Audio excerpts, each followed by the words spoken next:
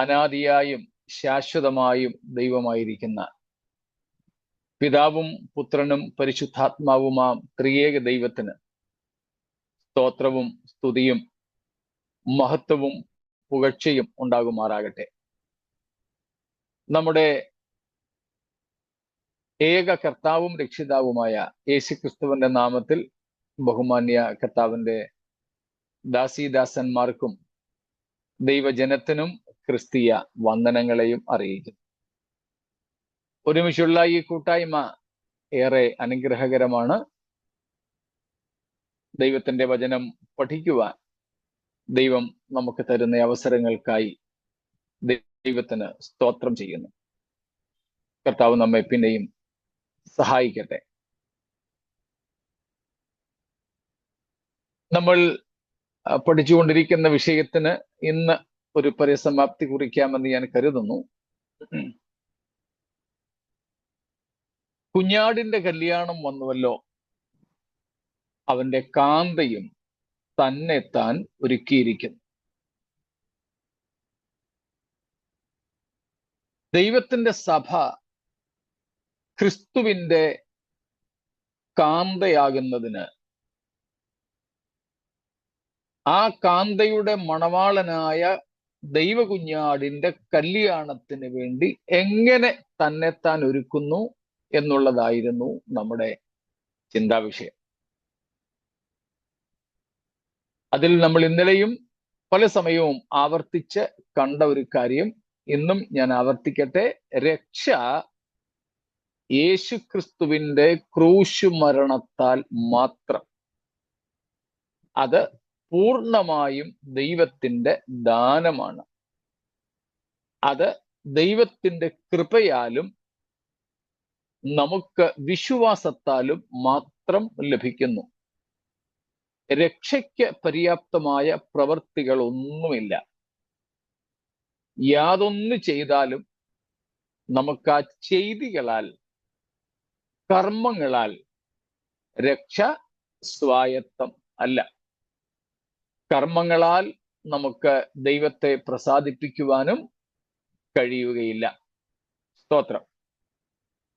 കാരണം ദൈവത്തിന്റെ ന്യായപ്രമാണം നിവർത്തിക്കുവാൻ നാം എല്ലാവരും ഒരുപോലെ തന്നെ പരാജിതരാണ്, അസമർത്ഥരാണ്.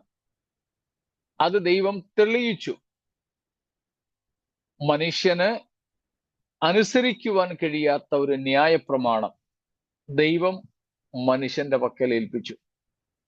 അത് ഒരു മനുഷ്യനെ കൊണ്ടും നിവർത്തിക്കാൻ ഒക്കത്തില്ലെന്ന് അറിഞ്ഞുകൊണ്ട് തന്നെയാണ് ദൈവം അത് മനുഷ്യനെ ഏൽപ്പിച്ചത്. ഒന്നും രണ്ടുമല്ല, 1500 വർഷം, 150 നൂറ്റാണ്ടുകൾ ദൈവം അത് മനുഷ്യന്റെ പക്കൽ കൊടുത്തു. ഈ തലമുറകളിൽ ആരെങ്കിലും ഒരാൾ സകല മനുഷ്യർക്കും വേണ്ടി അതൊന്ന് നിവർത്തിക്കട്ടെ. പക്ഷേ ആരും അത് നിവർത്തിക്കുവാൻ പ്രാപ്തരായില്ല. അത് കൈപ്പറ്റിയ മോശ ഉൾപ്പെടെ എല്ലാവരും പരാജിതരായി. ആ ന്യായപ്രമാണ യുഗത്തിലെ ഏറ്റവും ആദ്യത്തെ അതികായനായ മനുഷ്യനായിരുന്നു മോശ. ഏറ്റവും ഒടുവിലത്തെ ഏറ്റവും വലിയ മനുഷ്യനായിരുന്നു സ്നാപക യോഹന്നാൻ.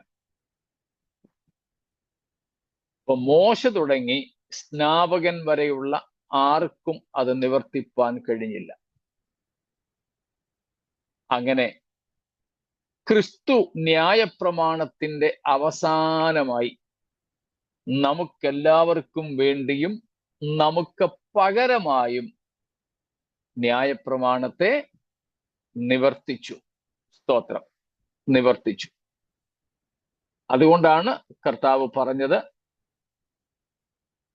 ഞാൻ ന്യായപ്രമാണം, പ്രവാചകന്മാരെയും ന്യായപ്രമാണത്തെയും നീക്കുവാനല്ല വന്നത്, നിവർത്തിക്കുവാനാണ് വന്നതെന്ന്. സ്തോത്രം.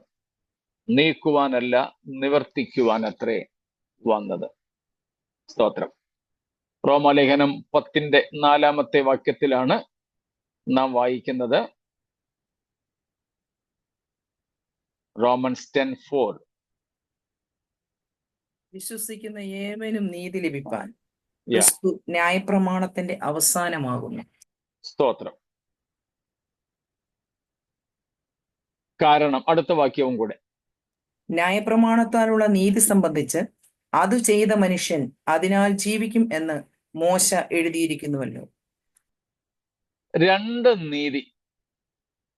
ഒന്ന് ന്യായപ്രമാണത്താലുള്ള നീതി. രണ്ട് 6-ാം വാക്യത്തിൽ പറയുന്നു വിശ്വാസത്താലുള്ള നീതി. വിശ്വാസത്താലുള്ള നീതി. Two righteousness. One is by the law or from the law, and second is by faith or through faith. By the law, ന്യായപ്രമാണത്താലുള്ള നീതിയെ സംബന്ധിച്ച് ലെവിറ്റിക്കസ് 18:5, ലേവ്യ പുസ്തകം 18:5 പറയുന്നു. അതാണ് പൗലോസ് ഇവിടെ എടുത്തെഴുതിയിരിക്കുന്നത്. എടുത്തെങ്കിൽ വായിച്ചു. 18:5. ആകയാൽ എന്റെ ചട്ടങ്ങളും ന്യായങ്ങളും നിങ്ങൾ പ്രമാണിക്കണം. അവയെ ചെയ്യുന്ന മനുഷ്യൻ അവയാൽ ജീവിക്കും. ഞാൻ യഹോവയാകുന്നു. അവയെ ചെയ്യുന്ന മനുഷ്യൻ അവയാൽ ജീവിക്കും. അതാണ് പൗലോസ് ഇവിടെ പറഞ്ഞത്. അത് ചെയ്ത മനുഷ്യൻ അതിനാൽ ജീവിക്കും. ഇതാണ് ന്യായപ്രമാണത്താലുള്ള നീതി. പക്ഷേ അങ്ങനെ ആരെങ്കിലും ഒരാളെങ്കിലും വന്നോ? ഇല്ല. മോശ തുടങ്ങി സ്നാപകൻ വരെ ആരും വന്നില്ല. അതുകൊണ്ട് ന്യായപ്രമാണത്താലുള്ള നീതി പ്രാപിക്കുവാൻ ഒരു മനുഷ്യനും കഴിയുകയില്ല എന്ന് വന്നപ്പോൾ ദൈവം വിശ്വസിക്കുന്നവർക്ക് നീതി നൽകുവാൻ തൻ്റെ പുത്രനായ ക്രിസ്തുവിനെ ന്യായപ്രമാണത്തിന്റെ അവസാനമാക്കിക്കൊണ്ട് ഭൂമിയിലേക്ക് അയച്ചു. അതാണ് നമ്മൾ 4-ാം വാക്യത്തിൽ വായിച്ചത്. ക്രിസ്തു ന്യായപ്രമാണത്തിന്റെ അവസാനമാകുന്നു. എന്തിന്? വിശ്വസിക്കുന്ന ഏവനും നീതി ലഭിക്കുവാൻ. സ്തോത്രം. അങ്ങനെയാണ് ക്രിസ്തു നമുക്ക് പകരമായും നമുക്ക് വേണ്ടിയും ഈ ന്യായപ്രമാണമെല്ലാം നിവർത്തിച്ചത്. സ്തോത്രം. ന്യായപ്രമാണമെല്ലാം നിവർത്തിച്ചു.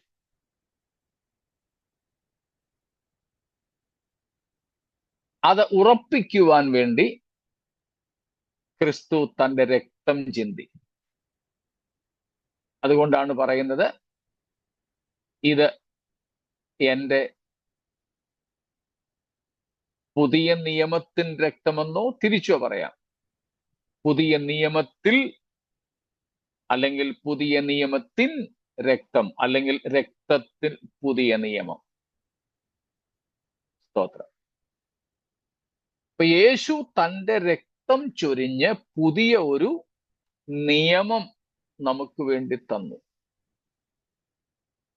ആ നിയമത്താൽ ക്രിസ്തുവിന്റെ നീതി നമ്മുടെ നീതിയായി തീരുന്നു. ഇത് മാത്രമേ നമുക്ക് രക്ഷയ്ക്ക് അടിസ്ഥാനമായിട്ടുള്ളൂ. എന്നാൽ നാം നീതീകരിക്കപ്പെട്ടവരാണെങ്കിൽ, ഈ വിശ്വാസത്താലുള്ള നീതി പ്രാപിച്ചവരാണെങ്കിൽ നമ്മുടെ ജീവിത ശൈലികൾ മാറും. അങ്ങനെ ഉള്ള ഒരു ജീവിത ശൈലിയെക്കുറിച്ചും നീതിശാസ്ത്രത്തെക്കുറിച്ചും അങ്ങനെയുള്ളവരുടെ ഒരു മൗലിക സാൻമാർഗിക ആത്മീയ ജീവിതത്തെക്കുറിച്ചുമായിരുന്നു നമ്മൾ മത്തായി 5, 6, 7 അധ്യായങ്ങളിൽ പഠിച്ചത്. അതെല്ലാം ഈ വിഷയത്തോടനുബന്ധിച്ച് വീണ്ടും ആവർത്തിക്കുവാൻ നമുക്ക് പറ്റില്ല. എന്നാൽ ചിലത് മാത്രം എടുത്തെടുത്ത് വീണ്ടും നമ്മൾ പറയുന്നു. നാം അങ്ങനെ നീതീകരിക്കപ്പെട്ടുവെങ്കിൽ നമ്മുടെ പ്രവൃത്തികളാൽ അത് തെളിയിക്കേണ്ടത് ആവശ്യം. പ്രവൃത്തികൾ നമ്മുടെ പ്രായോഗിക ജീവിതം നീതീകരണത്തിന് വേണ്ടി അല്ല, രക്ഷയ്ക്ക് വേണ്ടിയല്ല. പകരം അകത്ത് നമ്മൾ ആന്തരികമായി പ്രാപിച്ച രക്ഷയുടെയും നീതിയുടെയും പ്രകടമായ അടയാളങ്ങളായി നമ്മുടെ വിശുദ്ധമായ ജീവിതം വെളിപ്പെടണം. മനസ്സിലായോ? ഇല്ല?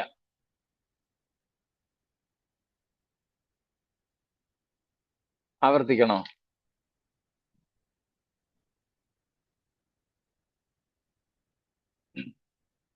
ഒന്നും പറയുന്നില്ല. Okay, sure. ഇവിടെ സാധാരണ ഈ പ്രസംഗകർ, ഉണർവ് പ്രസംഗകർ പോലെ നിങ്ങൾ മിണ്ടുന്നില്ല.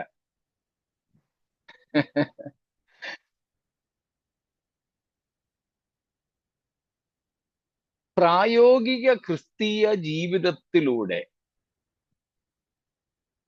നീതിയുടെയും വിശുദ്ധിയുടെയും ഒരു ജീവിത ശൈലിയിലൂടെ നമുക്ക് രക്ഷയോ പാപമോചനമോ അല്ല ദൈവത്തിന്റെ നീതിയോ പ്രാപിക്കുവാനായിട്ട് കഴിയുകയില്ല. We cannot attain forgiveness or salvation or even righteousness of God by a holy living, a righteous living, or a moral life. But what is then this practical holiness? That is the very proof that we are forgiven. The holy life is the proof that we are saved. We are justified. We are in reconciliation with God. We are united with Christ. This is the proof. That is what James has in his epistle, that prove your faith by your actions or your deeds. പിന്നെ നമ്മുടെ വിശുദ്ധ ജീവിതം എന്ന് പറയുന്നത് എന്താണ്? നാം നീതീകരിക്കപ്പെട്ടു എന്നതിൻ്റെ ബാഹ്യമായ തെളിവ്, അടയാളം. നാം രക്ഷിക്കപ്പെട്ടു എന്നതിൻ്റെ പുറമേയുള്ള തെളിവാണ് നമ്മുടെ സാൻമാർഗിക വിശുദ്ധി, പ്രായോഗിക ജീവിതം, പ്രായോഗിക വിശുദ്ധി. സ്തോത്രം. സ്പിരിച്വൽ, ഇൻക്ലൂഡിങ് സ്പിരിച്വൽ ഡിസിപ്ലിൻസ്, ആത്മീയ ഡിസിപ്ലിൻസ്, നമ്മുടെ ജീവിതത്തിൽ നാം പാലിക്കുന്ന ചില ആത്മീയ വ്യായാമ മുറകൾ, ഈവൻ പ്രാർത്ഥനയും വേദപുസ്തക വായനയും, ഇന്നലെ നമ്മൾ പഠിച്ചതുപോലെ കൂട്ടായ്മയും ഉപവാസവും ഒക്കെ, ഇതെല്ലാം സ്പിരിച്വൽ ഡിസിപ്ലിൻസ് ആണ്, ആത്മീയ ജീവിത ശൈലികളാണ്. ഈ ജീവിത ശൈലികൾ പോലും എന്തിനു വേണ്ടിയല്ല? നീതീകരണത്തിന് വേണ്ടിയല്ല. അല്ല, നീതീകരണത്തിന് അല്ലെ രക്ഷയ്ക്ക് വേണ്ടിയല്ല. പകരം ഇതെല്ലാം നാം പ്രാപിച്ച രക്ഷയുടെ ബാഹ്യ സ്ഫുരണങ്ങളാണ്. നാം പ്രാപിച്ച രക്ഷയെ പ്രകടമാക്കുന്നതാണ്. എന്ന് വെച്ചാൽ നാം രക്ഷിക്കപ്പെട്ടതിൻ്റെ ഫലമാണ്, രക്ഷിക്കപ്പെടാനുള്ള വഴിയല്ല. All these holy living, righteous living, spiritual disciplines are not the means of salvation, but the fruit of salvation. ഇപ്പൊ മനസ്സിലായോ?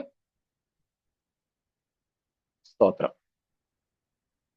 അതുകൊണ്ട് നാം രക്ഷിക്കപ്പെട്ടവരും ക്രിസ്തുവിന്റെ മണവാട്ടിയായി വിവാഹ നിശ്ചയം ചെയ്യപ്പെട്ടവരുമാണെങ്കിൽ നമ്മളിപ്പോൾ പഠിച്ച, എനിക്ക് തോന്നുന്നു 30-ൽ അധികം ആയിട്ടുണ്ടാകും അല്ലേ? 30-ൽ കൂടുതൽ കാര്യങ്ങൾ നമ്മൾ ചിന്തിച്ച് കാണും. ആ 30-ലധികം കാര്യങ്ങൾ, ഇനിയുണ്ട് ഒത്തിരി കാര്യങ്ങൾ ബൈബിളിനകത്ത്.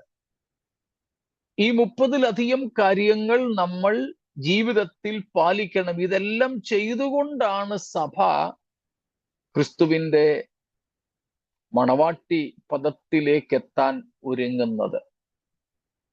സ്തോത്രം. ഒരുങ്ങുന്നത്.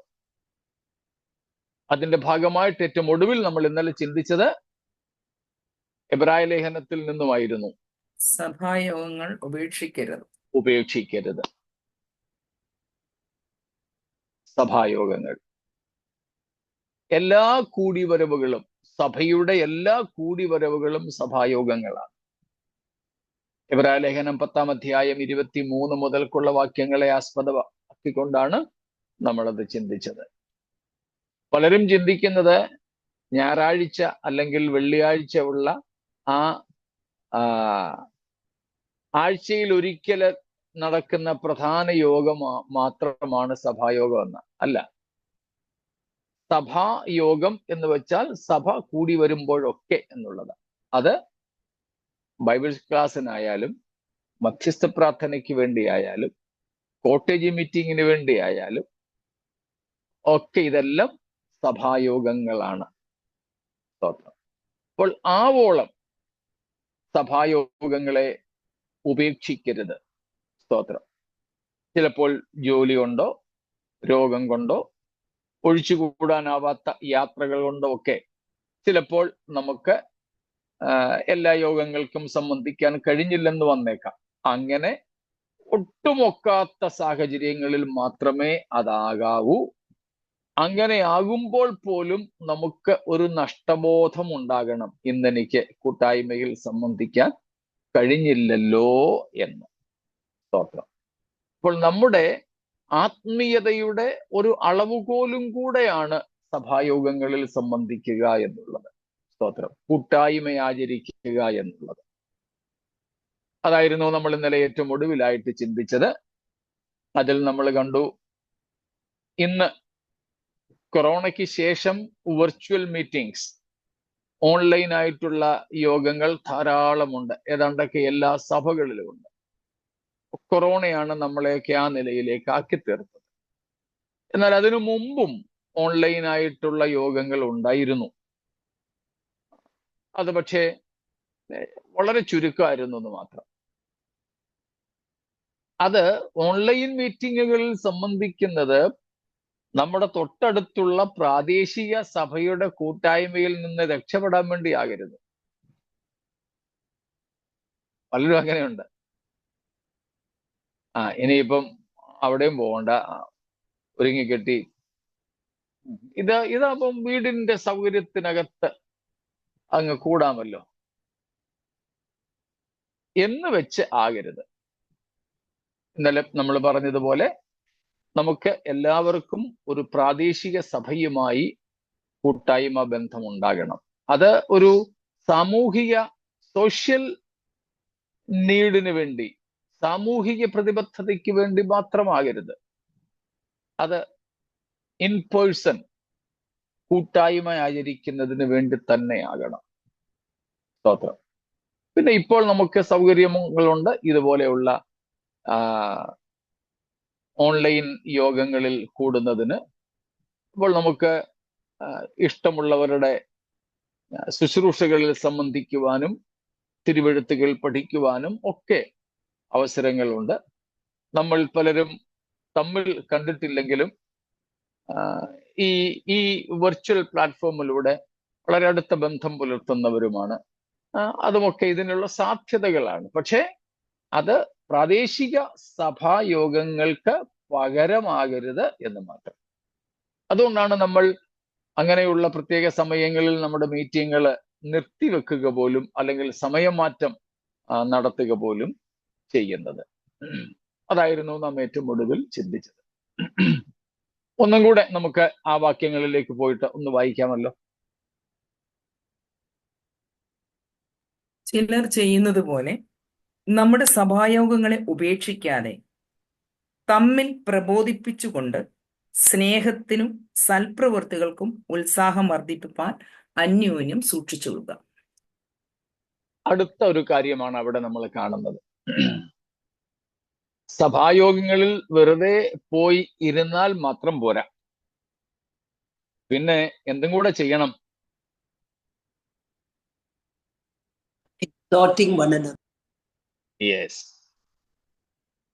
Stirring up, exhorting, admonishing one another. That means helping one another in edification. ആത്മീക വർധന പരസ്പരം ഉണ്ടാകുന്നതിന് സഹായിക്കണം. അതാണ് നാം അവിടെ കാണുന്നത്. സഭായോഗത്തിന് വെറുതെ പോയിരുന്ന് പാസീവായിട്ട് പോയിരുന്ന് ഹാജരിട്ടിട്ട് പോരുന്ന ഒരു പരുവല്ല. സ്തോത്രം. പകരം എന്ത് ചെയ്യണം? ഇംഗ്ലീഷിൽ എനിക്ക് 24-ാമത്തെ വാക്യം. English 24. Let us consider how to stir up one another to love and good works. Yeah. Not for neglecting to meet. Okay, enough. 24 is enough. അപ്പൊ അവിടെ നമ്മൾ കാണുന്നു, മലയാളത്തിൽ അത് 25-ാമത്തെ വാക്യം. അപ്പം എന്ത് ചെയ്യണം? Let us consider and give attentive, continuous care to watching over one another, studying how we may stir up, stimulate, and insight to love and helpful deeds and noble activities. അപ്പൊ നമ്മള് സഭായോഗങ്ങളിൽ കൂടുന്നു, സഭായോഗങ്ങൾ ഉപേക്ഷിക്കാതിരിക്കുന്നു എന്ന് മാത്രം പോരാ, പിന്നെ എന്തും കൂടെ വേണം. നമ്മൾ 2 കാര്യങ്ങൾ. ഒന്ന്, ആത്മീയ വർധനവ് തമ്മിൽ പ്രബോധിപ്പിക്കണം, എക്സോർട്ട് ചെയ്യണം, സ്റ്റിറപ്പ്, ധൈര്യപ്പെടുത്തണം. നമ്മൾ പറയത്തില്ലേ, ഒരു സാക്ഷി മറ്റൊരു സാക്ഷി ഉളവാക്കണമെന്ന്. ഈ വാക്യം വേണമെങ്കിൽ അതിന് ആധാരമായിട്ടെടുക്കാം. നമ്മുടെ സാക്ഷ്യവും നമ്മുടെ പാട്ടും നമ്മുടെ പ്രാർത്ഥനയും നമ്മുടെ കൂട്ടായ്മയും ഒക്കെ നമ്മുടെ കൂട്ടത്തിൽ ഉള്ള മറ്റ് സഹോദരങ്ങൾക്ക് പ്രചോദനമാകണം. നമ്മൾ പറയുന്ന സാക്ഷ്യം വേറൊരുത്തനെ ക്ഷീണിപ്പിക്കുന്നതാകരുത്. അങ്ങനെയല്ലേ പലപ്പോഴും നമ്മുടെയൊക്കെ സാക്ഷ്യങ്ങൾ വരാറുള്ളത്. ഞാൻ കഴിഞ്ഞ ആഴ്ച ദൈവത്തിന്റെ സന്നിധിയിൽ തീരുമാനമെടുത്തിരുന്നു. ആ തീരുമാനമെടുത്തതിന് ശേഷം എനിക്ക് ഒരു ഗതിയുമില്ല. ആ തീരുമാനമെടുത്തത് എനിക്ക് തോന്നുന്നു ഞാൻ സഭയിൽ പറഞ്ഞ ആ സാക്ഷ്യം പറഞ്ഞത് സാത്താൻ കേട്ടെന്നാ എനിക്ക് തോന്നുന്നത്. ആ തീരുമാനം എടുത്തതിന് ശേഷം എനിക്ക് ഒരു സുഖവുമില്ല. അതുകൊണ്ട് ഞാൻ ഇനി അങ്ങനെ പരസ്യമായിട്ട് തീരുമാനങ്ങളൊന്നും പറയത്തില്ല. ഞാൻ കേട്ടിട്ടുണ്ട് ഇങ്ങനത്തെ സാക്ഷ്യങ്ങൾ സഭയിൽ.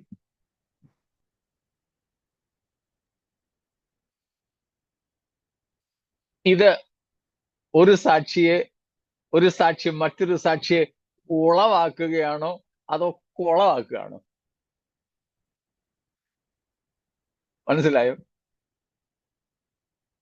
ഇതാണ് ഇവിടെ പറഞ്ഞിരിക്കുന്നത്. എന്ത് വേണം? നമ്മൾ കർത്താവിന്റെ വരവിനായിട്ട് ഒരുങ്ങുന്നതിന്റെ ഭാഗമായി നാം എന്ത് ചെയ്യണം?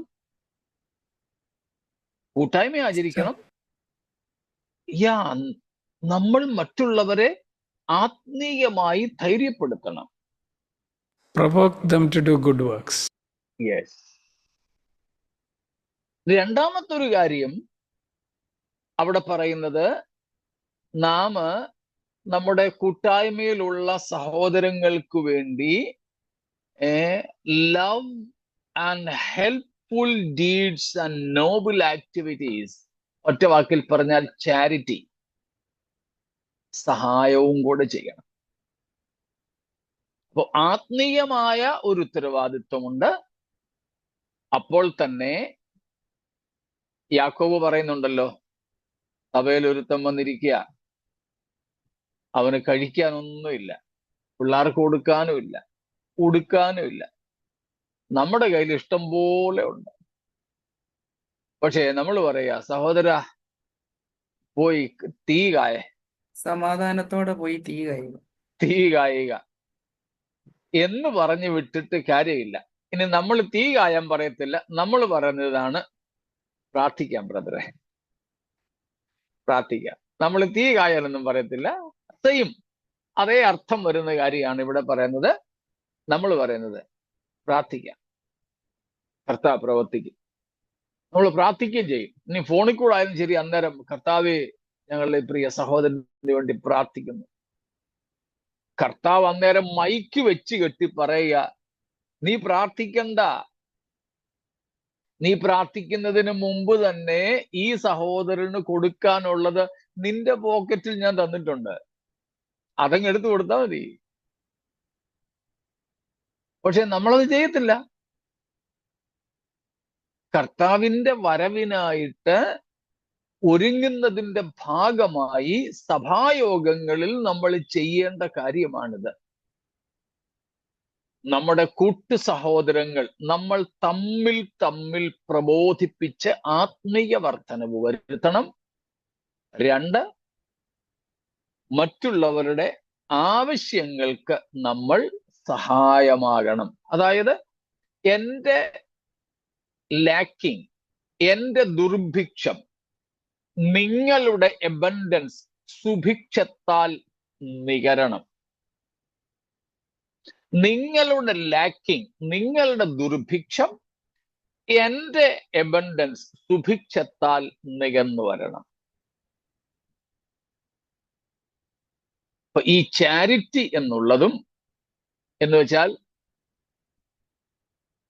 കത്തോലിക്കര് പറയുന്ന ചാരിറ്റി അത് മാത്രമായിട്ട് ചിന്തിക്കരുത്. ആവശ്യങ്ങളിൽ ഇരിക്കുന്നവരെ നമ്മാൽ കഴിയുന്നത് പോലെ സഹായിക്കുക എന്നതാണ് ഇവിടുത്തെ അർത്ഥം. അത് കർത്താവിന്റെ വരവിനായി നാം ഒരുങ്ങുന്നതിന്റെ ഭാഗമാണ്.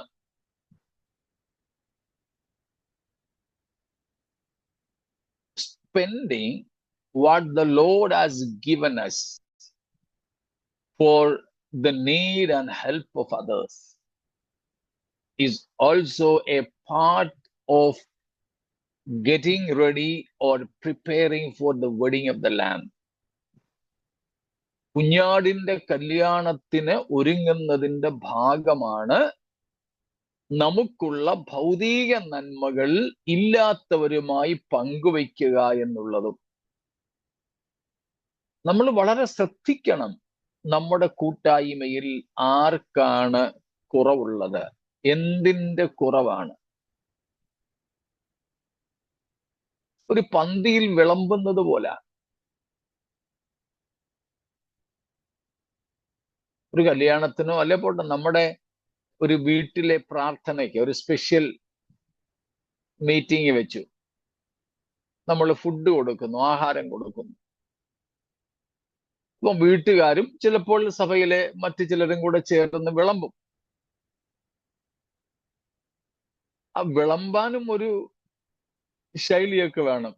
ചിലരെയൊക്കെ ഞാൻ കണ്ടിട്ടുണ്ട്, ചോറ് കൊണ്ട് കൊടുത്തു, കറിയും പിടിച്ചുകൊണ്ട് ഈ പുള്ളി വേറെ കണ്ടു പോയെന്ന് സംസാരിക്കുക. കൈ കറിയൊക്കെ ഇരിപ്പുണ്ടാവും, കഴിച്ചുകൊണ്ടിരിക്കുന്ന ആരോട് വെറുതെ എന്ന് സംസാരിക്കുക.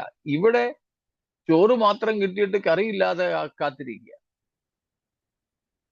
ചെല്ലാണെങ്കിൽ എങ്ങനെ അങ്ങ് പോകും, നോക്കത്തൊന്നുമില്ല, ശ്രദ്ധിക്കത്തൊന്നുമില്ല. അല്ല, ഒരു നല്ല വിളമ്പുകാരനെ പോലെ നമ്മൾ ശ്രദ്ധിക്കണം ആർക്ക് എന്താണ് വേണ്ടത്, അവിടെ ഓടിയെത്തണം. ഇത് കർത്താവിന്റെ വരവിനായിട്ട്, കുഞ്ഞാടിന്റെ കല്യാണത്തിനായി സഭ ഒരുങ്ങുന്നതിന്റെ ഭാഗമാണ്. ഞാൻ ഒരു വശവും കൂടെ അതിന്റെ ഭാഗം പറയാം. അതെങ്ങനെയാണെന്ന് വെച്ചാൽ മറ്റുള്ളവരുടെ ആവശ്യത്തിൽ സഹായിക്കുക എന്ന് മാത്രമല്ല, നമ്മൾ കർത്താവിന്റെ വരവിന് വേണ്ടി കാത്തിരിക്കല്ലേ. കാത്തിരിക്കുമ്പം അത് ഇപ്പോ വരുമോ, നാളെ വരുമോ, ഇന്ന് രാത്രി വരുമോ, ഇനിയും നമ്മൾ ഇന്ന് രാത്രി കിടന്നുറങ്ങി, ഇനി എഴുന്നേൽക്കുന്നത് ബെഡ് കോഫി വേണ്ടാത്ത സ്വർഗരാജ്യത്തിലാണോ എന്ന് ആർക്കറിയാം എന്നൊക്കെ വാചകം അടിച്ചും പ്രാർത്ഥിച്ചും ഒക്കെ നമ്മൾ നിർത്തുന്നേ. പ്രാർത്ഥിക്കുമ്പോഴും നമ്മൾ പ്രാർത്ഥിക്കുന്ന കർത്താവേ, വൈബ്രേഷനൊക്കെ ഉണ്ട് കേട്ടോ, ഇന്ന് രാത്രിയിൽ അങ്ങയുടെ കാഹളം ധ്വനിക്കുന്നെങ്കിൽ ഓ ഗ്ലോറി ഒക്കെ പറഞ്ഞ് നമ്മൾ പ്രാർത്ഥിച്ച് നിർത്തും. ചിലപ്പം പ്രസംഗിയാരും അത് പറഞ്ഞായിരിക്കും നിർത്തുന്നേ. ഇനി ഇതൊന്നുമില്ലെങ്കിൽ ഏറ്റവും ഒടുവിൽ നമ്മൾ ആമീൻ കർത്താവ് യേശുവേ വേഗം വരണമെന്നും പറഞ്ഞാൽ നിർത്തുന്നേ. ഇങ്ങനെ യേശുക്രിസ്തുവിന്റെ വരവ് ഇമ്മനന്റ് ആയിട്ട് എത്രയും പെട്ടെന്ന് വരുമെന്ന് വിശ്വസിക്കുകയും പ്രാർത്ഥിക്കുകയും പ്രസംഗിക്കുകയും പ്രബോധിപ്പിക്കുകയും ചെയ്യുന്ന നമ്മൾ, ദൈവം നമുക്ക് നൽകിയ ഭൗമ നന്മകളെ വരും തലമുറകൾക്ക് വേണ്ടി കാത്തുവയ്ക്കുകയും നമ്മുടെ തൊട്ടു മുൻപിലുള്ള സഹോദരങ്ങളുടെ ഇന്നത്തെ ആവശ്യത്തിന് സഹായിക്കാതിരിക്കുകയും ചെയ്താൽ അത് കർത്താവിന്റെ വേഗം നടക്കാനിരിക്കുന്ന വരവിനായിട്ടുള്ള ഒരുക്കമാണോ, ആയിരിക്കുമോ? ഒരിക്കലും അല്ല. അതുകൊണ്ട് തന്നെ ഈ രണ്ട് കാര്യങ്ങളും നമ്മൾ ഇവിടെ ചെയ്യണം. എബ്രായ ലേഖനത്തിൽ പറഞ്ഞിരിക്കുന്നത് പോലെ. സ്തോത്രം. അതിന്റെ ബാക്കിയോടൊന്ന് വായിച്ചേ മലയാളത്തിൽ. നാൾ സമീപിക്കുന്നു എന്ന് കാണും തോറും അത് അധികമായി ചെയ്യേണ്ടതാകുന്നു. കണ്ടോ, ഇത് നാൾ സമീപിക്കുന്നു എന്ന് കാണും തോറും കൂടുതൽ അധികമായി ചെയ്യേണ്ടതാകുന്നു. ഏത് നാൾ? എന്താണ് അവിടെ പറയുന്ന നാളിന്റെ അർത്ഥം? കർത്താവിന്റെ വരവല്ലേ? കർത്താവിന്റെ വരവ്. ഇപ്പൊ നമ്മൾ പഠിക്കുന്ന വിഷയത്തോട് ചേർത്ത് പറഞ്ഞാൽ കുഞ്ഞാടിന്റെ കല്യാണ ദിവസം. കർത്താവിന്റെ വരവിന്റെ നാൾ സമീപിക്കുന്നു എന്ന് കാണും തോറും ഒരുമിച്ച് കൂടുന്നതും പ്രബോധിപ്പിക്കുന്നതും ഉള്ളതൊക്കെ പങ്കുവയ്ക്കുന്നതും അധികമായി ചെയ്യേണ്ടതാകുന്നു. ഞങ്ങളൊക്കെ ട്രെയിനിൽ യാത്ര ചെയ്യുന്നവരാ. ട്രെയിനിൽ യാത്ര ചെയ്യുമ്പോൾ അതിൻ്റെ ദൂരത്തിനനുസരിച്ച് എന്തെങ്കിലുമൊക്കെ കഴിക്കാനും കുടിക്കാനും എടുക്കാറുണ്ട്. ഈവൻ ഇപ്പോഴൊക്കെ ആണെങ്കിൽ പല പ്രീമിയം ട്രെയിനുകളിലും ഭക്ഷണം കിട്ടും. രാജധാനി, ദുരന്തോ, വന്ദേ ഭാരത് ഒക്കെ തുടങ്ങിയുള്ള ട്രെയിനുകളിൽ ആഹാരമുണ്ട്. ടിക്കറ്റ് ചാർജ് അതും കൂടെ ചേർത്താണ് എടുക്കുന്നത്. ചിലതിൽ വേണ്ടെന്ന് വെക്കാനും ഓപ്ഷൻസ് ഉണ്ട്, ചിലതിൽ ഓപ്ഷൻ ഇല്ല. ഡീഫോൾട്ടായിട്ട് നമുക്ക് കിട്ടും. എന്നാലും അത് കിട്ടുന്നത് രാവിലെ ഉച്ചയ്ക്കും വൈകിട്ടും പ്രത്യേക സമയത്താണ്. ഇടയ്ക്കൊക്കെ എന്തെങ്കിലും കുറിക്കാനൊക്കെ എടുത്തുകൊണ്ട് പോകാറുണ്ട്. ഈ വണ്ടികളിലാണ് യാത്ര ചെയ്യുന്നതെങ്കിൽ പോലും ചിലപ്പോൾ ഫ്രൂട്ട്സ് ആകാം, ചിലപ്പോൾ എന്തെങ്കിലും സ്നാക്സ് ആകാം. അല്ല, സാധാരണ നിലയിൽ പറയുകയാണെങ്കിൽ സാധാരണ ട്രെയിനിലാണെങ്കിൽ ഭക്ഷണം എടുത്തുകൊണ്ട് വെള്ളവും ആഹാരവും എടുക്കും. എന്നാൽ നമ്മുടെ യാത്ര തീരാറാകുമ്പോഴേക്കും ഈ നമ്മുടെ കയ്യിൽ എടുത്തിരിക്കുന്ന ആഹാര സാധനങ്ങൾ എത്രയും പെട്ടെന്ന് കാലിയാക്കാൻ വേണ്ടി ശ്രമിക്കും. കയറിയപ്പോൾ പണ്ടൊക്കെ ആണെങ്കിൽ ഞങ്ങൾ 5 ലിറ്ററിന്റെയും 10 ലിറ്ററിന്റെയും ഒക്കെ ഈ കൂൾക്കഗുമായിട്ടാണ് യാത്ര ചെയ്യുന്നത്. ആളിന്റെ അനുസരിച്ച് 2 ലിറ്റർ 1 ലിറ്റർ 2 ലിറ്റർ 10 ലിറ്ററിന്റെ ഒക്കെ കൂൾക്കഗ്, അതിനകത്തില് തണുത്ത വെള്ളമൊക്കെ നിറച്ചോ അല്ലെങ്കിൽ ചിലപ്പം ഐസ് മാത്രം കുത്തി നിറച്ചുകൊണ്ട് പോകുമായിരുന്നു. അങ്ങനത്തെ ഒരു കാലം ഉണ്ടായിരുന്നു. അപ്പം ഇറങ്ങാറാകുമ്പോഴേക്കും ഈ ഭാരം എത്രയും കുറയ്ക്കാമോ അത്രയും കുറയ്ക്കും. അത് പറയും, ഇനിയിപ്പോ ഇറങ്ങാൻ എളുപ്പം തിന്നെ, ചിലപ്പം പഴമോ ഏത്തക്കായി ഫ്രൂട്ട്സ് ഒക്കെ ആയിരിക്കും, അതും കൊണ്ട് അങ്ങോട്ട് പോകണ്ട, അങ്ങ് തീർക്ക. ഇനി നമ്മൾ തന്നെ തീരുന്നില്ലെങ്കിൽ അത് അടുത്തിരിക്കുന്നവർക്കൊക്കെ കൊടുക്കും. ചിലർക്കാണെങ്കിൽ അടുത്തിരിക്കുന്നവർക്കും കൊടുക്കാൻ പറ്റിയില്ലെങ്കിൽ ഭിക്ഷക്കാർക്ക് എടുത്തു കൊടുക്കും. എന്നാലും ആ ലഗേജ് ഒന്ന് കുറയ്ക്കാൻ ശ്രമിക്കുക. അപ്പം നമ്മുടെ ഡെസ്റ്റിനേഷൻ, നമുക്ക് ഇറങ്ങേണ്ട സ്റ്റേഷൻ അടുക്കും തോറും നമ്മൾ ഈ കൊണ്ടുപോയത് വഴിയിലേക്ക് കൊണ്ടുപോയതൊക്കെ കാലിയാക്കും. ഇതുപോലെ നമുക്കിന്ന് ലഭിച്ചിട്ടുള്ള ശുശ്രൂഷകളായാലും ഭൗതിക നന്മകളായാലും എവിടത്തേക്കുള്ളതാ? ഈ യാത്രയിലേക്കുള്ളതാ. നമ്മൾ ഓരോ ദിവസം കഴിയും തോറും നമ്മുടെ ലക്ഷ്യസ്ഥാനത്തേക്ക്, ഡെസ്റ്റിനേഷനിലേക്ക് അടുത്തുകൊണ്ടിരിക്കുക. അപ്പോൾ ഈ വഴിച്ചെലവിന് വേണ്ടിയിട്ട് നമ്മൾ എടുത്ത ഈ സാധനങ്ങളൊക്കെ എത്രയും തീർക്കാമോ അത്രയും തീർക്കാൻ വേണ്ടി ഉദ്യമിക്കും. ശരിയാണോ ഞാൻ പറഞ്ഞത്? സ്തോത്രം. ഇതേ തത്വം ഇവിടെ പൗലോസ്ലീഹ പറയുകയാണ്. നാൾ സമീപിക്കുന്നുവെന്ന് കാണും തോറും അധികം അധികമായി ചെയ്യേണ്ടതാകും.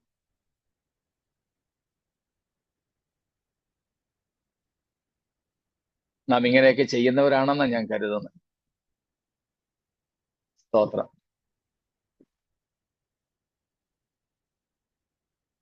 കഴിഞ്ഞ ആഴ്ചയും ഒരു ദിവസം നമ്മൾ ചിന്തിച്ചതുപോലെ ഓരോ വർഷം കഴിയും തോറും നിങ്ങൾ പല ഉത്തരം തന്നിരുന്നു, അതിൻ്റെ പ്രതികരണം ലഭിച്ചിരുന്നു. ഓരോ വർഷം കഴിയും തോറും നമ്മുടെ അസറ്റ്സ് വർദ്ധിക്കുന്നോ, നമ്മുടെ സമ്പാദ്യം കൂടുന്നോ എന്ന കാര്യങ്ങളെ കുറിച്ച് നമ്മൾ ചിന്തിച്ചിരുന്നല്ലോ. സ്തോത്രം. അപ്പം കർത്താവിന്റെ വരവിനായിട്ട് സഭയാകുന്ന കാന്ത തന്നെത്താൻ ഒരുക്കുന്നതിന്റെ ഭാഗമായി ചെയ്യേണ്ട 2-3 കാര്യങ്ങളാണ് ഇന്നിപ്പോൾ നമ്മൾ ചിന്തിച്ചത്. സഭായോഗങ്ങൾ ഉപേക്ഷിക്കാതിരിക്കുക, ആവോളം എല്ലാ യോഗങ്ങളിലും സംബന്ധിക്കുക. അത് വെറുതെ സംബന്ധിച്ചാൽ പോരാ, തമ്മിൽ പ്രബോധിപ്പിക്കുകയും ആത്മീയ വർധന വരുത്തുകയും വേണം. അതോടൊപ്പം ആർക്ക് എന്ത് സഹായം ചെയ്യാൻ നമുക്ക് കഴിയും എന്ന് നോക്കി മനസ്സിലാക്കി അത് ചെയ്യുന്നവരായും നാം തീരണം. അത് കർത്താവിന്റെ നാൾ സമീപിക്കുന്നുവെന്ന് കാണും തോറും അധികം അധികം ആയിട്ടത് ചെയ്യണം. ചോദ്യങ്ങൾ എന്തെങ്കിലും ഉണ്ടോ?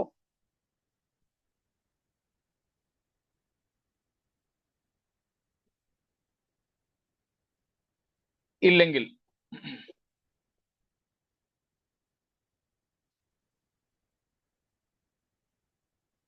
അടുത്തത്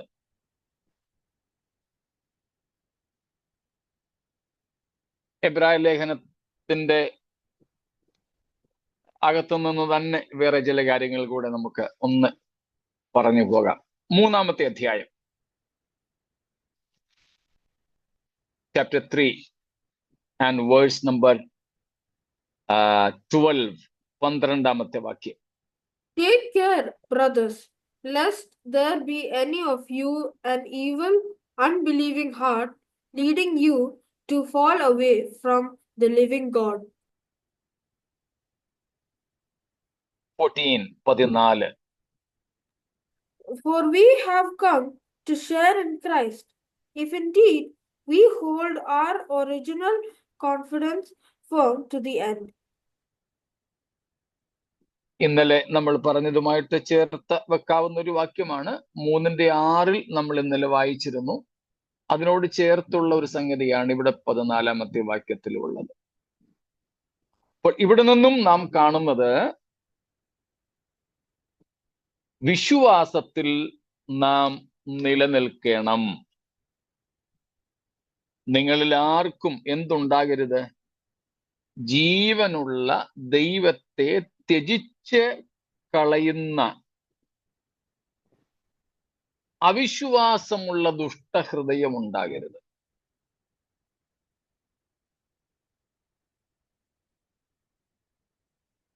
വിശ്വാസം എന്ന് പറയുന്നത് ദൈവത്തെ ഉൾക്കൊള്ളുന്നതും അവിശ്വാസം ദൈവത്തെ പുറന്തള്ളുന്നതുമാണ്.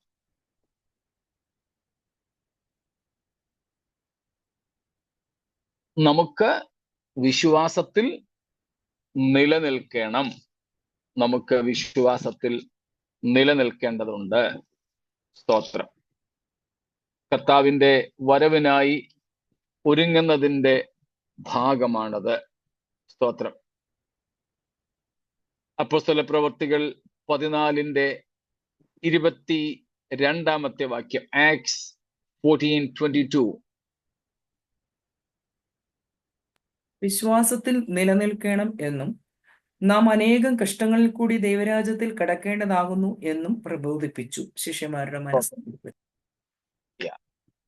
പൗലോസിന്റെ ആദ്യ മിഷണറി യാത്ര കഴിഞ്ഞിട്ട് തിരികെ വരുമ്പോൾ ആദ്യം സ്ഥാപിച്ച സഭകളിൽ പോയി പിന്നെ പ്രസംഗിച്ചതും പഠിപ്പിച്ചതുമാണ്,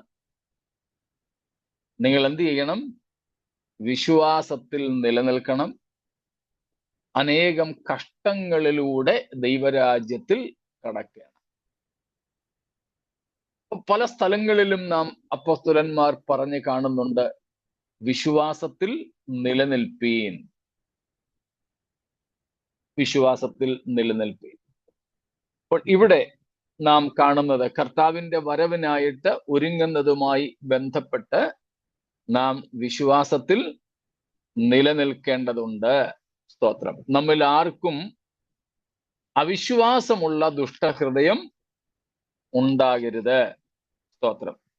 1 Corinthians 16:13-14, 1 Corinthians 16:13-14 വാക്യങ്ങളിലും നാം ഇത് തന്നെ കാണുന്നുണ്ട്. ഉണർന്നിരിപ്പീൻ, വിശ്വാസത്തിൽ നിലനിൽപ്പീൻ എന്ന്. അപ്പോൾ വിശ്വാസത്തിൽ നാം നിലനിൽക്കുക. സ്തോത്രം. Continue steadfastly in the faith. ഇവിടെ വിശ്വാസം എന്ന് പറയുന്നതിന്റെ അർത്ഥം അറിയാമല്ലോ, കഴിഞ്ഞ ദിവസവും നമ്മൾ പറഞ്ഞ കാര്യമാണ്. The bunch of beliefs, abstract of the New Testament. അതാണ് ഇവിടെ പറയുന്ന വിശ്വാസം. വിശ്വാസത്തിൽ നിലനിൽക്കുക എന്ന് വച്ചാൽ ദൈവവചനത്തിന്റെ അന്തസത്തയാണ്, പുതിയ നിയമത്തിന്റെ കാതലായ പഠിപ്പീരുകളാണ്, നമ്മുടെ വിശ്വാസ സംഹിതയാണ് ഇവിടെ വിശ്വാസം എന്നതുകൊണ്ട് അർത്ഥമാക്കുന്നത്. അല്ലാതെ എന്തെങ്കിലും ഒരു അത്ഭുതത്തിന് വേണ്ടി ദൈവത്തിൽ വിശ്വസിക്കുക എന്നുള്ളതല്ല.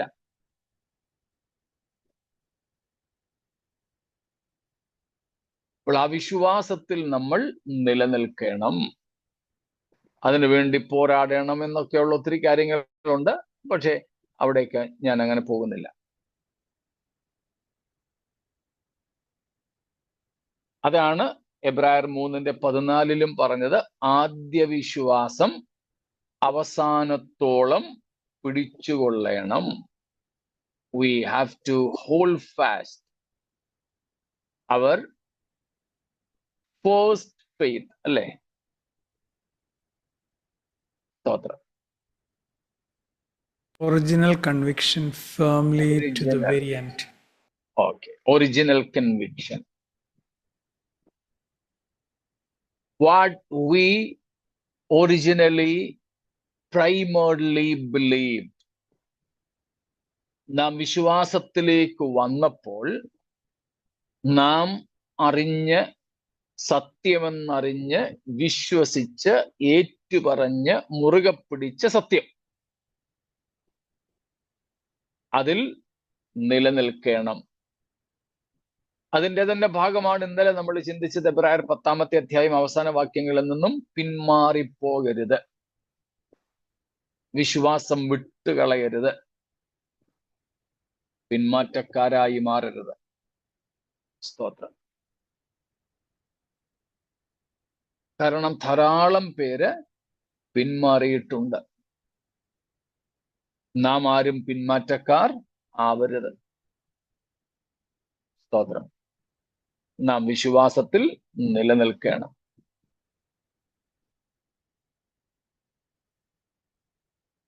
അതിനോട് ചേർത്ത് തന്നെ 1 തിമോത്തിയോസ് 6:12 വാക്യവും കൂടെ വായിച്ചു. 1 Timothy 6:12.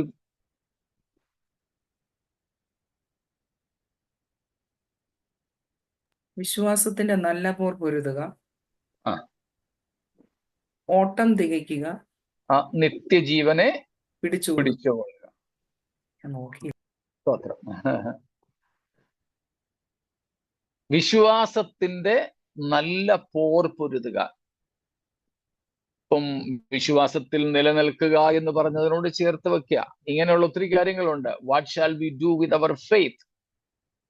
വിശ്വാസത്തോടനുബന്ധിച്ച് നമുക്ക് ചെയ്യേണ്ട പല കാര്യങ്ങളുണ്ട്.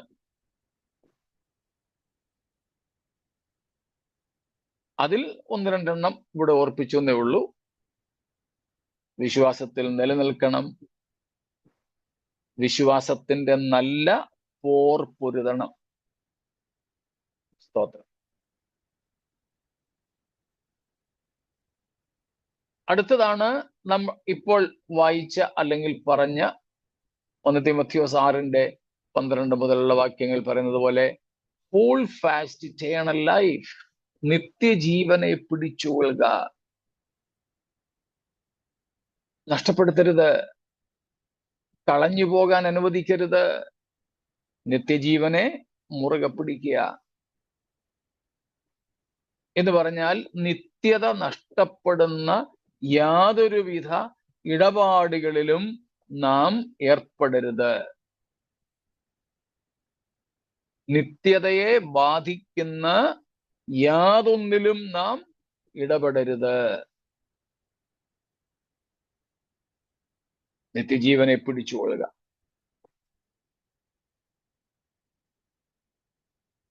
സ്തോത്രം.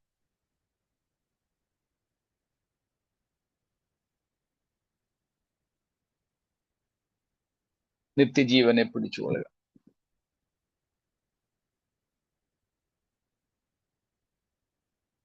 ഒരുപക്ഷെ നമുക്ക് തുടക്കത്തിൽ ഇത് അപകടകരമല്ലെന്ന് തോന്നിയേക്കാം. പിന്നീട് നിത്യജീവൻ നഷ്ടപ്പെടുത്തുന്ന അവസ്ഥയിലേക്ക് ചില കാര്യങ്ങൾ നമ്മെ കൊണ്ടെത്തിക്കാം. അങ്ങനെയുള്ള ആത്മീയ ജീവിതത്തിലെ റിസ്ക് എടുക്കരുത്. ആത്മീയ ജീവിതത്തിൽ അങ്ങനെയുള്ള കാര്യങ്ങളിലേക്ക് നാം ഏർപ്പെടരുത്. ഭൗതിക ജീവിതത്തിലൊക്കെ റിസ്ക് എടുക്കുന്നെങ്കിൽ എടുത്തോ, ചിലർക്കൊക്കെ ഒരു ഹോബിയാണ്, കുഴപ്പമില്ല. കഴിഞ്ഞ ഈ ആഴ്ചയാണെന്ന് തോന്നുന്നു കേരളത്തിൽ നിന്നുള്ളൊരു വാർത്ത കണ്ടു.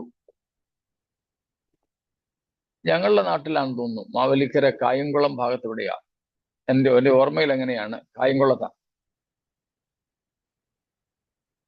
മോട്ടർ വെച്ച് ഒരു കുളത്തിലെ വെള്ളം അടിച്ച് കളയായിരുന്നു. അപ്പം അവിടെ ഒത്തിരി മീൻ പിടിക്കാൻ ആൾക്കാർ. തന്റെ അത്യാർത്തി കൊണ്ട് പിടിച്ച ഒരു മീനിനെ, വേറൊരു മീനിനെ കണ്ടപ്പം ഈ പിടിച്ചതിനെ കളയാൻ വയ്യാത്തത് കൊണ്ടും മറ്റതിനെ പിടിക്കേണ്ട ആഗ്രഹം കൊണ്ടും ഇവൻ ആ ജീവനുള്ള മീനിനെ കടിച്ചു പിടിച്ചു. കടിച്ചു പിടിച്ച് മറ്റതിനെ പിടിക്കാൻ പോയ വഴിക്ക് ഇതെങ്ങനെയോ അകത്ത് കയറി, ആള് മരിച്ചു. A young man in 20s, 20കളിലുള്ള ഒരു ചെറുപ്പക്കാരൻ പിടിച്ച മീനിനെ കടിച്ചു പിടിച്ചോണ്ട് മറ്റേതിനെ പിടിക്കാൻ പോയതാ. അത് പോയി. ആശുപത്രിയിലൊക്കെ കൊണ്ടുപോയി, പക്ഷെ രക്ഷിക്കാൻ പറ്റിയില്ല. അപകടകരമല്ലെന്ന് തോന്നും, പക്ഷേ നമുക്ക് നഷ്ടപ്പെടുന്നത് നിത്യജീവനാണ്. മറ്റു പല നേട്ടങ്ങളും ഉണ്ടായേക്കാം, പക്ഷേ നിത്യജീവൻ ഒറ്റ നോട്ടത്തിൽ നിത്യജീവനെ ബാധിക്കുന്ന കാര്യമായിരിക്കില്ല. പക്ഷേ അത് ഏതെങ്കിലും ഒരു ബിന്ദുവിൽ നമ്മുടെ നിത്യജീവനെ ബാധിക്കാൻ ഇടയുള്ളതാകാം എങ്കിൽ പോലും അതിൽ നിന്ന് ഒഴിഞ്ഞിരിക്കുക.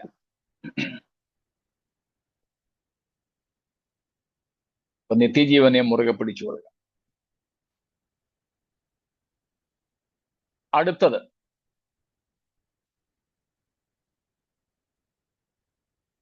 എബ്രായ ലേഖനം 12 പോവുകയാണ് നമ്മൾ. ഹീബ്രൂസ് 12 ഒന്നാമത്തെ വാക്യം തന്നെ നമുക്ക് ഏറെ അറിയാവുന്നതാണ്. അവിടെ നമ്മുടെ മുൻപിൽ വെച്ചിരിക്കുന്ന ഓട്ടം സ്ഥിരതയോടെ ഓടുക. ഇന്നലെ നമ്മൾ 10-ാം അധ്യായത്തിൽ നിന്നും അതിനോട് സമാനമായ ഒരു കാര്യം പറഞ്ഞിരുന്നു. ദൈവ ഇഷ്ടം ചെയ്ത് വാഗ്ദത്തം പ്രാപിപ്പാൻ സഹിഷ്ണുത നമുക്ക് ആവശ്യം എന്ന് 10-ാം അധ്യായത്തിൽ നിന്ന് നമ്മൾ ഇന്നലെ പഠിച്ചു. So here also we need endurance in our Christian race. ക്രിസ്തീയ ഓട്ടത്തിൽ നമുക്ക് സ്ഥിരത വേണം. നമുക്കില്ലാത്ത ഏതാണ്ട് എല്ലാ പ്രായത്തിലും പെട്ടവർ അനുഭവിക്കുന്ന ഒരു സംഗതിയാണ് സ്ഥിരതയില്ലായ്മ.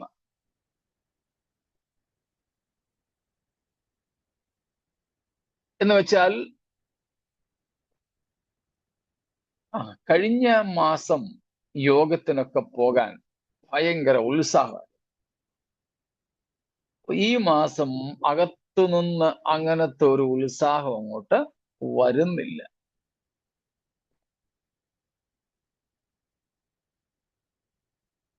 നമ്മുടെ ഈ ക്ലാസ്സുകളുടെ ഏറ്റവും തുടക്കത്തിൽ, നമ്മുടെ ഈ സൂം ക്ലാസ്സുകളുടെ ഏറ്റവും ആദ്യം നമ്മൾ പഠിച്ചത്, ഏറ്റവും ആദ്യത്തെ ദിവസം നമ്മൾ പഠിച്ചത്, അന്നുള്ള എനിക്ക് തോന്നുന്നു ഞാനും സൂസനും ഉള്ള തുടങ്ങി അന്നത്തെ വേറെ ആരും ഉള്ളതായിട്ട് എനിക്ക് തോന്നുന്നില്ല.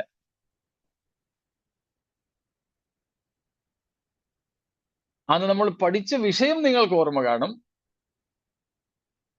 ട്രൂ സ്പിരിച്വാലിറ്റി, സ്ക്രിപ്ചറൽ സ്പിരിച്വാലിറ്റി, തിരുവെഴുത്തുകളിൻ പ്രകാരമുള്ള ആത്മീയത എന്നതായിരുന്നു നമ്മുടെ ഈ ക്ലാസ്സുകളുടെ ഏറ്റവും ആദ്യത്തെ വിഷയം നമ്മൾ പഠിച്ചത്. ചില ദിവസങ്ങൾക്ക് ശേഷമാണ് നിങ്ങളിൽ പലരും ജോയിൻ ചെയ്തു തുടങ്ങിയത്. അന്ന് ഏറ്റവും തുടക്കത്തിലുണ്ടായിരുന്ന ആരും, ഞാൻ പറഞ്ഞല്ലോ, ഞാനും സൂസനും മാത്രമേ ഉള്ളൂ എന്ന് എനിക്ക് തോന്നുന്നത്. പിന്നീട് വന്ന സീനിയേഴ്സ് ആണ് നമ്മുടെ ഡോക്ടർ സാജുവും ബെന്നി ബ്രദർ കുടുംബവും ശിവബ്രദർ കുടുംബവും ഒക്കെ. ഇപ്പൊ ഉള്ളതിൽ സീനിയർ മോസ്റ്റുകൾ ഇവരൊക്കെയാണ്. അപ്പൊ ആദ്യ ദിവസത്തെ ക്ലാസ്സിൽ ഞാൻ പിന്നെ ആവർത്തിക്കുകയും ചെയ്തിരുന്നു. എബ്രായർ 12 തന്നെ ഒന്ന് പോയിട്ട്, നമ്മൾ ഇടയ്ക്കിടയ്ക്ക് പറഞ്ഞിട്ടുള്ളതാണെങ്കിൽ കൂടെ ഇതിനോടനുബന്ധിച്ച് ഒന്ന് പറയാം. ഒന്നാമത്തെ വാക്യത്തിൽ നാം കാണുന്നത് പോലെ സ്ഥിരതയോടെ ഓടുക.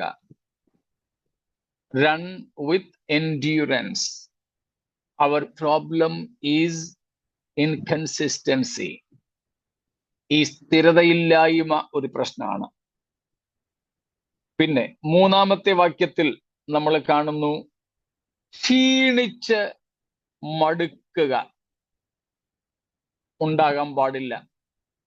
കർത്താവിന്റെ വരവിനായിട്ട് നമ്മൾ ഒരുങ്ങുന്നതിന്റെ ഭാഗമായി, സ്തോത്രം, കാന്ത തന്നെത്താൻ ഒരുക്കുന്നതിന്റെ ഭാഗമായി നമുക്കുണ്ടാകാൻ പാടില്ലാത്ത സംഗതിയാണ് inconsistency. But we should have to have patient endurance, steady and active persistence in our race. അടുത്തതാണ് 3-ാമത്തെ വാക്യത്തിൽ നമ്മൾ കണ്ടത്, സ്തോത്രം, we should not grow weary or exhausted. We should not lose our heart. We should not feel a relaxing and fainting in our minds. ക്ഷീണിക്കരുത്, മടുക്കരുത്. ഉണ്ടാകാറില്ല ഇതൊക്കെ? കൂടെ ഉണ്ടോ? Yes, Pastor. അസ്ഥിരത നമ്മുടെ പ്രശ്നമല്ലേ? ക്ഷീണം, ശരീരക്ഷീണമല്ല, ആത്മീയമായിട്ട് മനസ്സങ്ങ് ക്ഷീണിച്ചു പോവുക. മടുപ്പ്, പിന്നെ അങ്ങനെ അങ്ങ് പോകുന്നു എന്നേ ഉള്ളൂ പലപ്പോഴും, അല്ലാതെ ഒരു ഉത്തേജനത്തിൽ നിന്നല്ല.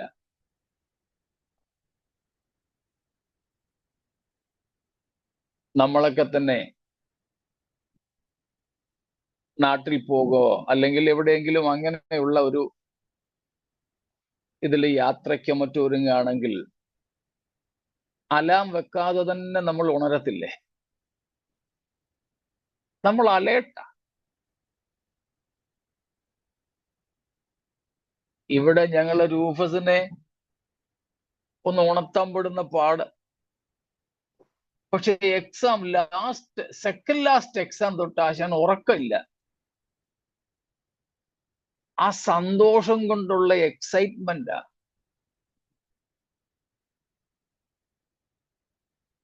ഉറക്കമില്ല.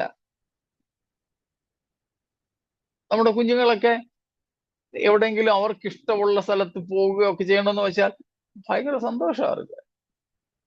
അല്ലേ മനുഷ്യന്? Yes. Excitement, yes. So they are so much enthusiastic, zealous about. They are filled with a sort of zeal. But many a times we lack that zeal, enthusiasm. That's why here it says we should not be exhausted. We should not be fainted in our mind.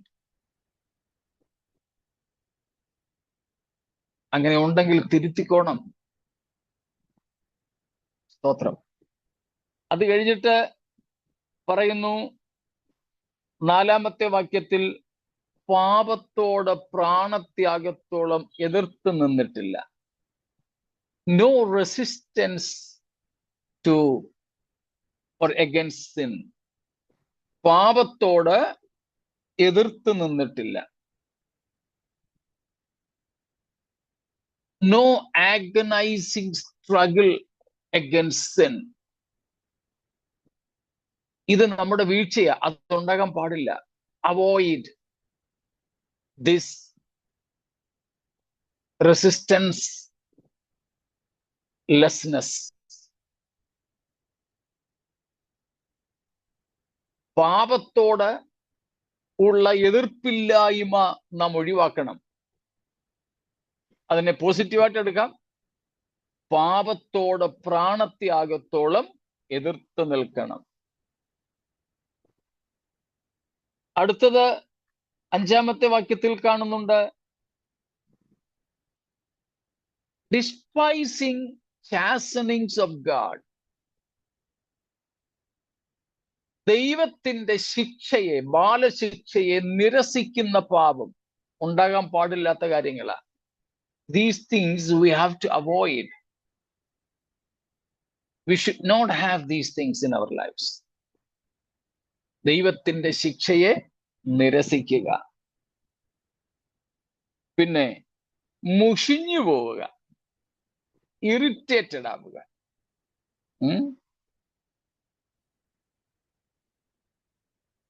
പാടില്ല.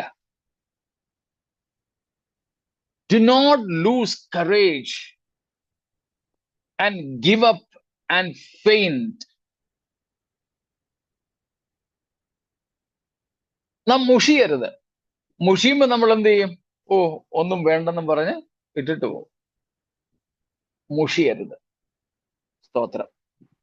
പിന്നെ ഉള്ളതാണ് 6-ാം വാക്യത്തിന്റെ അവസാനത്തിൽ നമ്മൾ കാണുന്നത്, forgetfulness,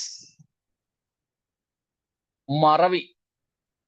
കർത്താവിന്റെ ഉപദേശം, ദൈവവചനം, നമ്മൾ ദൈവത്തോട് ചെയ്ത ഉടമ്പടിയൊക്കെ മറന്നു പോവുക. Forgetting the word, forgetfulness of our commitment and covenant with God. ഇതൊക്കെ നമ്മുടെ ജീവിതത്തിൽ ഇല്ലേ? സ്ഥിരതയില്ലായ്മ, ക്ഷീണിച്ചു പോവുക, മടുത്തു പോവുക, പാപത്തോടുള്ള എതിർപ്പ് കുറഞ്ഞു പോവുക, പിന്നെ ദൈവത്തിന്റെ ബാലശിക്ഷയെ ഗൗനിക്കാതിരിക്കുക, നിരസിക്കുക, പിന്നെ മുഷിഞ്ഞു പോവുക, മറന്നു പോവുക. ഇതൊക്കെ നമ്മുടെ ജീവിതത്തിലുള്ള കാര്യങ്ങളാണോ? സ്തോത്രം. എന്റെ കൂടെ ഉണ്ടല്ലോ എല്ലാവരും. ഇതെല്ലാം ഓക്കെ, ഇതെല്ലാം നമ്മുടെ ഒരുക്കത്തിന്റെ ഭാഗമായിട്ട് നാം ഒഴിവാക്കേണ്ടതാണ്.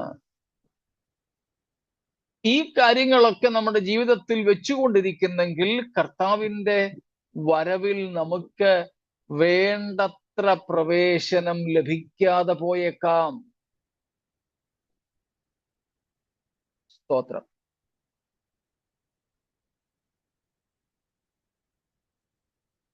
മനസ്സിലായോ?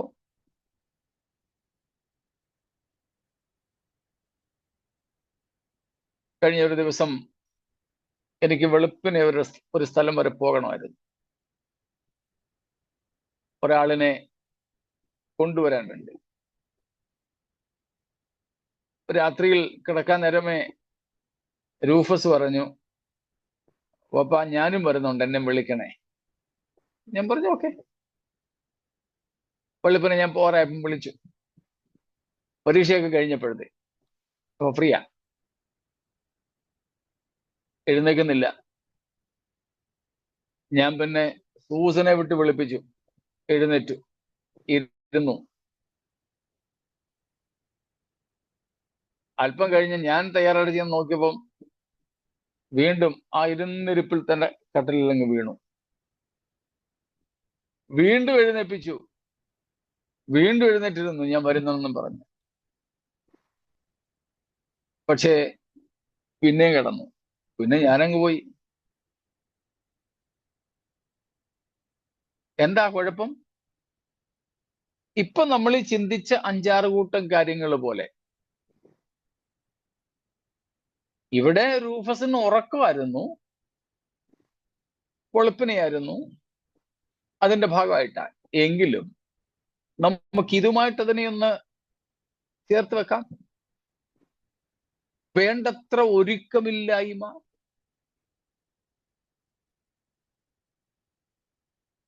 മടുപ്പ്, ക്ഷീണം, ഇതെല്ലാം കൊണ്ട് അങ്ങ് കിടന്നു. അതിനെ ഗൗരവമായിട്ടെടുത്തില്ല. അതുകൊണ്ട് പോകണമെന്ന് ആഗ്രഹിച്ചിടത്ത് പോകാൻ പറ്റിയില്ല. ഞാൻ പോയപ്പോൾ കൂടെ വരാൻ പറ്റിയില്ല. കർത്താവിന്റെ വരവിൽ ഞാനിപ്പം പോയിട്ട് വന്നതുപോലെ കർത്താവ് പിന്നെ വന്നിട്ട് ചിരിച്ച് കളിച്ചങ്ങ് പോകില്ലല്ലോ. വേറൊരു ചാൻസ്, ഒരു സെക്കൻഡ് ചാൻസ് ഇല്ലാത്ത ഒരു കാര്യമാണ് കർത്താവിന്റെ വരവ്. നമ്മൾ ഈ പറഞ്ഞതുപോലെയുള്ള മുഷിപ്പും മടുപ്പും ക്ഷീണവും ഒക്കെ ആയിട്ടിരുന്നാൽ കർത്താവിന്റെ വരവിൽ പോകാൻ നമുക്ക് കഴിയാതെ വന്നേക്കാം. അത്രമാത്രം ഈ ക്ഷീണവും അസ്ഥിരതയും നമ്മെ ഈ ലോകത്തോട് ചേർത്ത് തളച്ചിടും.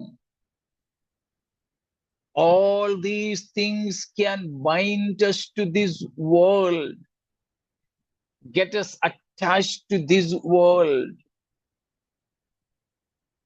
And therefore we have to avoid all these things. അപ്പൊ നമ്മൾ ഇതെല്ലാം ഉപേക്ഷിക്കണം. പിന്നെ ഇതേ അധ്യായത്തിൽ നിന്ന്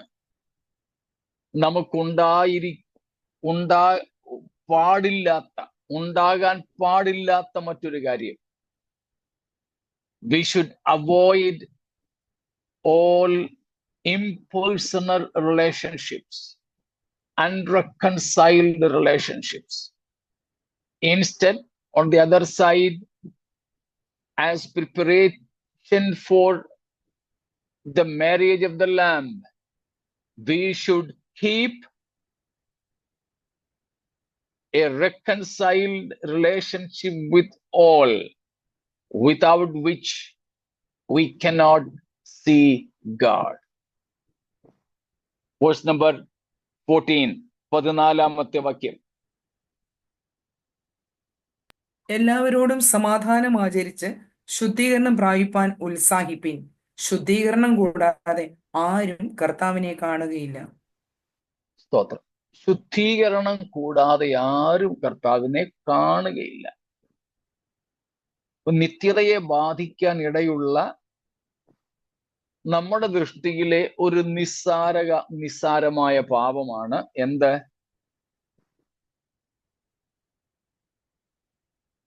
എന്താ? Reconciliation with others. മറ്റുള്ളവരോട് പിണങ്ങിയിരിക്കുന്ന,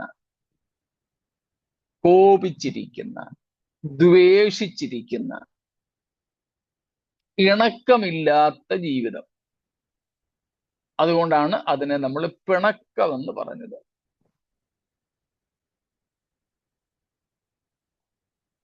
ഒന്ന് ഓർത്ത് നോക്കിക്കേ, ആരോടെങ്കിലും സമാധാനമില്ലാതിരിക്കുന്നുണ്ടോന്ന്? എല്ലാവരോടും സമാധാനം ആചരിക്കുക, ശുദ്ധീകരണം പ്രാപിപ്പാൻ ഉത്സാഹിക്കുക. ഇവിടെ പറയുന്ന ശുദ്ധീകരണം ബന്ധങ്ങളിലെ നിരപ്പാണ്. ബന്ധങ്ങളിലെ നിരപ്പ്. ചില കുടുംബങ്ങളിൽ, വിശ്വാസികളുടെ കുടുംബങ്ങളിൽ തന്നെ ഭാര്യയും ഭർത്താവും തമ്മിൽ പോലും നിരപ്പില്ല. ഒരു വീട്ടിലൊക്കെ കഴിയുന്നേ ഉള്ളൂ. ഇന്നലെ നമ്മൾ പറഞ്ഞ പോലെ ഗസ്റ്റ് വരുമ്പം ചൂലും എടുത്തുകൊണ്ട് കട്ടിലിന്റെ കീഴിൽ നിന്ന് ഇറങ്ങി വരുന്ന ഡിമോൺസ്ട്രേറ്റീവ് ഫാമിലീസ്, പ്രദർശന കുടുംബങ്ങളൊക്കെ ആയിരിക്കാം. നമ്മുടെ മുമ്പിൽ വളരെ ലോഹിയായിട്ടായിരിക്കും. പക്ഷെ ഭാര്യ ഭർത്താക്കന്മാർ തമ്മിൽ പോലും നിരപ്പില്ല, സമാധാനമില്ല. ഒരുമിച്ച് താമസിക്കുന്നത്, ഒരുമിച്ചാണ് യോഗത്തിന് പോകുന്നത്, ഒക്കെ ശരിയാ. പക്ഷെ ബന്ധം വളരെ വളരെ വിണ്ട് കീറി കിടക്കുക. പോകുമോ കർത്താവിന്റെ വരവിൽ? പോകത്തില്ല. ഈ വാക്യാടിസ്ഥാനത്തിൽ പോകത്തില്ല. സ്തോത്രം. സഭയ്ക്കകത്ത് തന്നെ നമുക്ക് പെന്തക്കോസ്ത് സഭകൾ പുതുതായിട്ടൊന്ന് തുടങ്ങാൻ എളുപ്പമല്ലേ?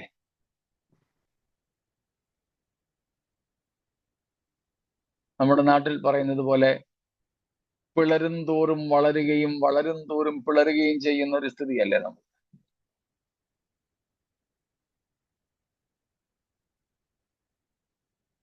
ഇപ്പം ഞാൻ ശുശ്രൂഷിക്കുന്ന സഭയിൽ കൂടുന്ന ഒരു സഹോദരന് എന്നോട് പിണക്കായി. അദ്ദേഹം വിചാരിക്കുക ഇനിയിപ്പം ഈ പുള്ളിയുടെ കൂടെ കൂടുന്നില്ല. എന്നെ വിട്ടുപോയി, എന്നോട് പിണങ്ങിയാ പോയത്, വേറെ ഒരു കാരണം കൊണ്ടല്ല. നിരപ്പിന്റെ ബന്ധത്തിലല്ല പിരിഞ്ഞത്. ഈ പുള്ളി ഇനി എവിടെ പോയാലും തിരുവത്താഴം എടുക്കാൻ ഈ വ്യവസ്ഥ വെച്ച്, ഈ വചനം വെച്ച് വ്യവസ്ഥയില്ല. പക്ഷെ ആരെങ്കിലും നോക്കുക? ഇല്ല.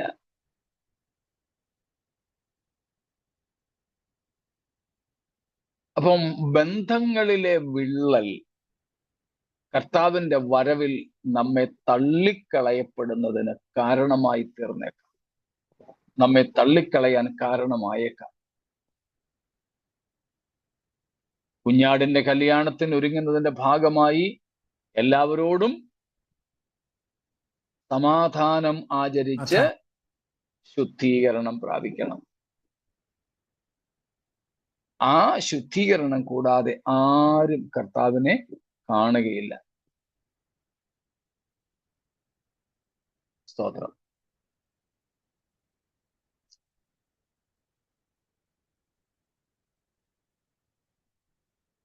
റോമാലേഖനം 13-ാം അധ്യായത്തിന്റെ 13 മുതൽക്കുള്ള വാക്യങ്ങളിൽ ഇതുപോലെ ചില കാര്യങ്ങൾ പറയുന്നുണ്ട്. Romans 13 following. പകൽ സമയത്ത് എന്ന പോലെ നാം മര്യാദയായി നടക്കാം, വെറിക്കൂത്തിലും മദ്യപാനങ്ങളിലുമല്ല, ശയനമോഹങ്ങളിലും ദുഷ്കാമങ്ങളിലുമല്ല, പിണക്കത്തിലും അസൂയയിലും അല്ല. കർത്താവായ യേശുക്രിസ്തുവിനെ തന്നെ ധരിച്ചുകൊള്ളുവീൻ. മോഹങ്ങൾ ജനിക്കുമാറ് ജഡത്തിനായി ചിന്തിക്കരുത്. അതിൽ 5-6 കൂട്ടം കാര്യങ്ങളുണ്ട്. അതിൽ ഒരെണ്ണമാണ് ഇപ്പൊ നമ്മളെടുത്ത പിണക്കം. നമ്മുടെയൊക്കെ സഭകളിൽ എനിക്ക് തോന്നുന്നു ഏറ്റവും ധാരാളമായി കാണുന്ന ഒരു പാപമാണ് പിണക്കം. പാസ്റ്റേഴ്സ് തമ്മിൽ പിണക്കം, വിശ്വാസികൾ തമ്മിൽ പിണക്കം, വിശ്വാസികളും പാസ്റ്റേഴ്സും തമ്മിൽ പിണക്കം. ചിലയിടത്താണെങ്കിൽ കേസ് വരെയായി. സ്വർഗത്തിൽ പോകുമോ? കർത്താവിന്റെ വരവിൽ എടുക്കപ്പെടുമോ? ഇല്ല, പോകത്തില്ല. ഈ വാക്യം വ്യക്തതയോടെ പറയുന്നു,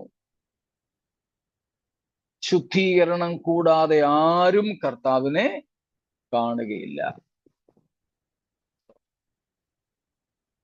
മടങ്ങി വരുന്നു എബ്രായർ 12 തന്നെ.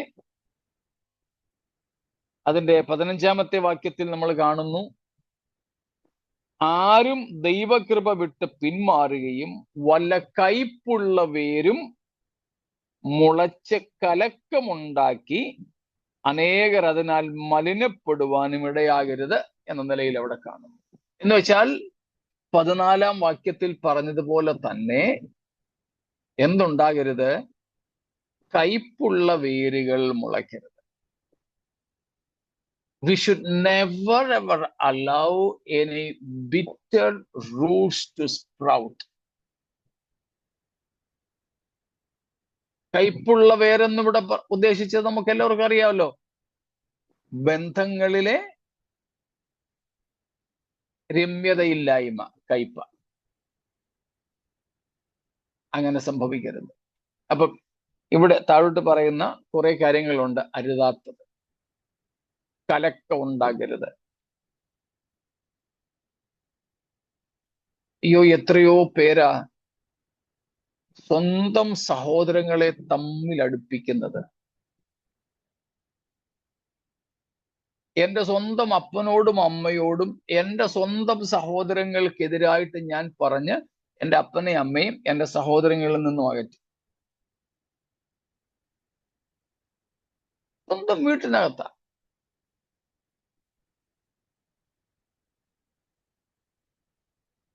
ഇങ്ങനെയുള്ള കയ്പുള്ള വേരും കലക്കങ്ങളും ഒന്നും ഉണ്ടാകരുത്. അങ്ങനെയുള്ള കുറെ കാര്യങ്ങൾ താഴോട്ട് പറയുന്നുണ്ട്. അതെല്ലാം കൂടെ പറയാൻ പോയാൽ നമുക്ക് തീരത്തില്ല എന്നതുകൊണ്ട് ഒരു ഐഡിയ കിട്ടിയല്ലോ എങ്ങനെയാണ് സഭ കുഞ്ഞാടിന്റെ കല്യാണത്തിനായി തന്നെ തന്നെ ഒരുക്കിയതെന്ന്. Living in holiness, living out a righteous life, a life of trust in the Lord, a very reconciled life with God and man. ഒറ്റ വാക്കിൽ പറഞ്ഞാൽ സഭ ക്രിസ്തുവിന് വേണ്ടി ഒരുങ്ങുന്നത് വിശുദ്ധിയെ തികച്ചുകൊണ്ടാണ്. വിശുദ്ധിയെ തികച്ചുകൊണ്ട്. സ്തോത്രം. നമ്മുടെ ദേഹിയിൽ നാം വിശുദ്ധീകരണം പ്രാപിക്കണം. വിശുദ്ധമായ സ്വഭാവത്തിന്റെ ഉടമകളായി നമ്മൾ തീരണം. അങ്ങനെ ഒഴിവാക്കേണ്ടതെല്ലാം ഒഴിവാക്കുക,